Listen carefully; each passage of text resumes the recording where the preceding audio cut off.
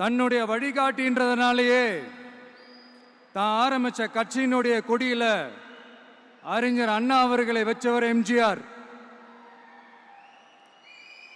ஆனா அறிஞர் அண்ணா அவர்கள் ஆரம்பிச்ச அந்த கட்சியை அதுக்கப்புறம் கைப்பற்றினவங்க என்னெல்லாம் பண்றாங்கன்னு நான் சொல்லிதான் உங்களுக்கு தெரியணுமா என்ன? மக்களே, உங்களுக்கு தான் அது நல்லா தெரியுமே.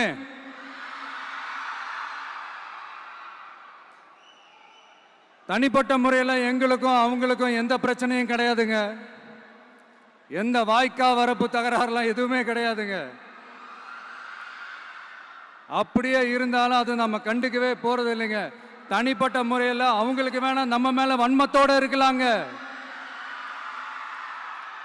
ஆனா நாமெல்லாம் அப்படி கிடையவே கிடையாதுங்க. ஆனா உங்களை என்ன நம்ம எல்லாரையும் பொய் சொல்லி நம்ப வச்சு ஓட்டு போட வச்சு ஏமாத்தினாங்கல்ல,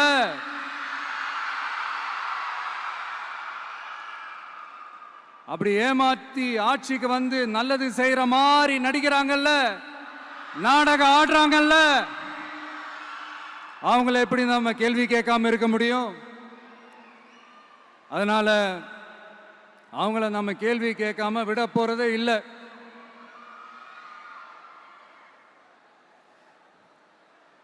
இதையே நான் காஞ்சிபுரம் மாவட்டத்தில் இருந்து நான் சொல்றேன்னா, தெரிஞ்சோ தெரியாமலோ இந்த மாவட்டத்துக்கும் நமக்கும் ஆட்டோமேட்டிக்காவே ஒரு கனெக்ஷன் ஒன்று ஏற்படுதுங்க.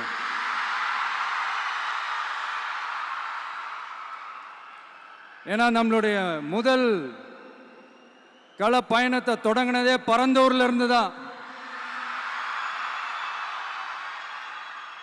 பரந்தூருக்கு போய் அந்த மண்ணில் நின்று அந்த மக்களுக்காக கேள்வி கேட்டதும் இதே அண்ணா அவர்கள் பிறந்த காஞ்சிபுரம் மாவட்டம் தான்.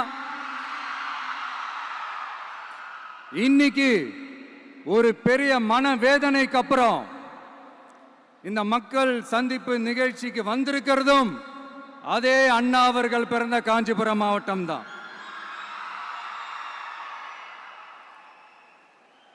அதனால நமக்கு எல்லாமும் கொடுத்த நம்ம மக்களுக்காக எல்லா நல்லதையும் செய்யணும். அதுவும் சட்டப்பூர்வமாக செய்யணும், அங்கீகாரத்தோட செய்யணும், அதிகாரப்பூர்வமாக செய்யணும், ஒட்டுமொத்த தமிழ்நாட்டு மக்களுக்கும் செய்யணும், ஒரே மாதிரி செய்யணும், ஒரே எண்ணத்தோட செய்யணும். அந்த ஒரே லட்சியத்தோட தான் நாம் அரசியலுக்கே வந்திருக்கிறோம். அதனாலதான் மக்களிடம் செல் அப்படின்னு சொன்ன அண்ணாவை கையில் எடுத்தோம்.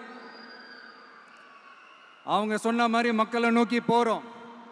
ஆனா மக்களிடம் செல்னு சொன்ன அண்ணாவை மறந்தது யாரு?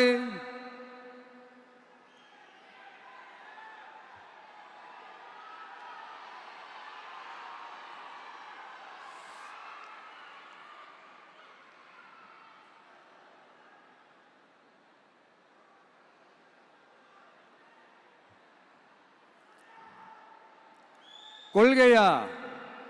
அதனப்பா கிலோ என்ன விலை என்னன்னு கேட்கிற அளவுக்கு அப்படி ஒரு கட்சியை ஒன்று நடத்திக்கிட்டு அந்த கட்சியினுடைய தலைவர் தமிழ்நாட்டு முதல்வர் சொல்றாரு, நமக்கு கொள்கை இல்லையா? எப்படி நமக்கு கொள்கை இல்லையா?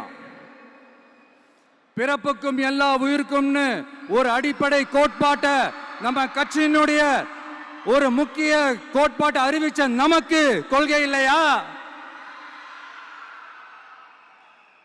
எல்லாருக்கும் எல்லாமும் கிடைக்கணும், சமூக நீதி கிடைக்கணும், அந்த சமூக நீதி உண்மையான சமூக நீதியா இருக்கணும், சாதி வாரி கணக்கெடுப்பு நடத்தணும்னு ரொம்ப ஸ்ட்ராங்கா சொன்ன நமக்கு கொள்கை இல்லையா? CAA அறிவிச்சதுக்கு அப்புறம் அப்ப நம்ம கட்சி ஆரம்பிக்கிறதுக்கு முன்னாடியே எதிர்த்த நமக்கு கொள்கை இல்லையா? வகுப்பு சட்டத்தை எதிர்த்து உச்ச நீதிமன்றத்துக்கு முதல்ல போன நமக்கு கொள்கை இல்லையா?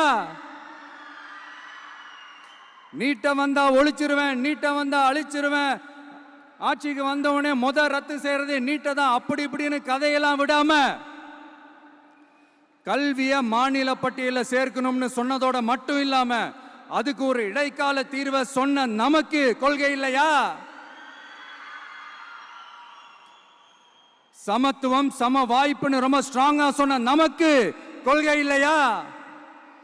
இப்படி கொள்கையை வெறும் பேச்சில மட்டுமே பேசிக்கிட்டு எல்லா கொள்கையும் அண்டர் கிரவுண்ட்ல அடக்கி வச்சுக்கிட்டு என்னமோ இவங்களுக்கு மட்டும்தான் எல்லா கொள்கையும் குத்தகைக்கு எடுத்த மாதிரி. இவங்க கொள்கையே கொள்ளை தானே. எப்படி? இவங்க கொள்கையே கொள்ளை தானே.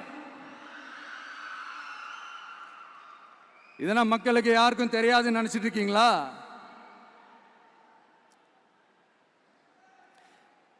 எங்க கட்சி ஒன்றும் சங்கரமணம் இல்லைன்னு சொன்னது யாரு? யார் சொன்னாங்க? ஏன் சொன்னாங்க? எதுக்கு சொன்னாங்க? இப்போ உங்க கட்சியில என்ன நடந்துகிட்டு இருக்குது அதையும் கொஞ்சம் யோசிச்சு பாருங்க, இதையும் கொஞ்சம் யோசிச்சு பாருங்க. அதனால பாப்பா, பவள விழா பாப்பா, நீ பாசாங்கு காட்டாத பாப்பா.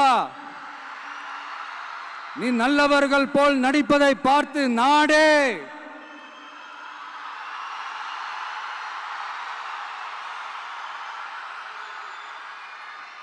பாப்பான்னு சொன்னோம். அப்ப கூட பாத்தீங்கன்னா பாப்பான்றது ரொம்ப ஆசையா பாசமா சாஃப்டா தான் சொன்னோம். அதையே நீங்க அதிர்ச்சியா எடுத்துக்கிட்டீங்கன்னா அதுக்கு நாங்க என்ன பண்றது? அதே நீங்க விமர்சனம்னு சொன்னீங்கன்னா நாங்க என்ன பண்றது? இன்னும் நாங்க விமர்சனம் செய்ய ஸ்டார்ட் பண்ணவே இல்லையே, இன்னும் நாங்க அடிக்க ஸ்டார்ட் பண்ணவே இல்லையே, அதுக்குள்ள அலர்னா எப்படி?